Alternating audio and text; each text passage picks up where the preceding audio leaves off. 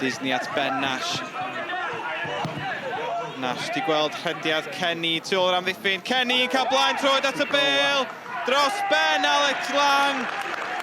Chydig dros 10 munud wedi chwarae yma ac mae Cei Connah ar y blaen.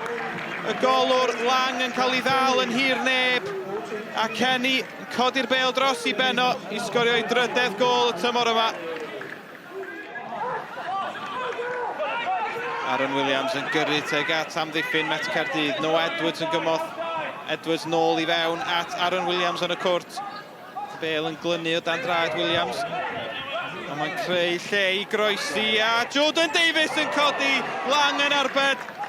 Franklin yno wedyn. A Lang yn casglu'n y pen draw. Mae Kenny di aros lawr. Neil Gibson yn gwylio'r eisteddle. A prif sgoriwr y gyngrair Davies yn codi. A Lang yn gwneud yn dda i gadw honna allan. John Disney ar arwydd, 5 munud i fynd tan yr egwyl, y peniad gan Nash!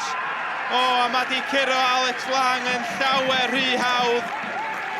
Y golwr sydd wedi dechrau'r tymor mor dda, 5 llechen lan mewn 6 gêm.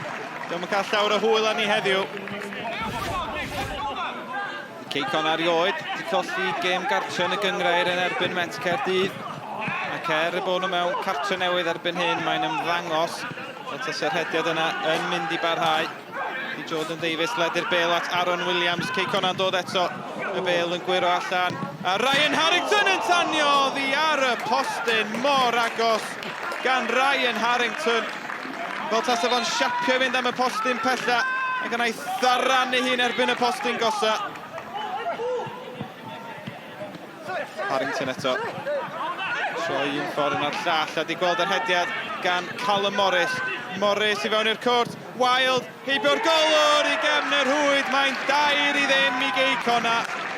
Michael Wild, 40 mlwydd oed bellach.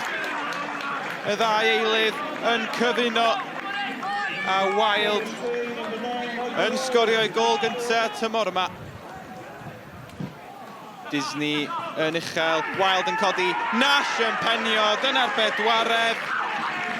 Ail gol Nash pnawn yma.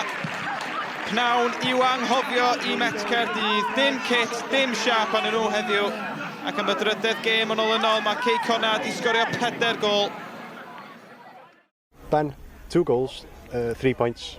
Happy days? Yeah, really happy days. I think the 3 points is the main thing. Obviously, it's nice to score, and the way we play, we get balls into the box, and we've got really good delivery. So I have chances, and I probably should have scored a few more. But yeah, though, regardless of the goals, it's just 3 points. Cardiff Met were a good side. You know, they've got some really good players, and yeah, 4 goals, clean sheet, 3 points. We'll take that, yeah. I'll go reit trwy gydol gêm. Fi'n credu oedd Cei Connah yn dda iawn heddi yn gweud na. Hanner gynta o'n i wedi helpu nhw. O'n i ddim yn agos i nhw o gwbl, jyst caniatáu nhw i gael y bêl. Ddim digon gorfforol, a ni wedi trafod hyn trwy'r wythnos, os nag chi digon agos iddyn nhw, gorfforol dyn nhw, ac yn o le o match nhw am hwnna, os dim gobeithio chi yn y gêm. Ail hanner gath ni spel o ryw 20 munud, lle oedd boes ni wedi dominate the possession, heb really creu unrhyw beth, ond nath ni wario lot yn well achos i nhw i pryderu chydig, ond i fod yn onest ni oedd ailgorau reit trwy gydol gêm heddi.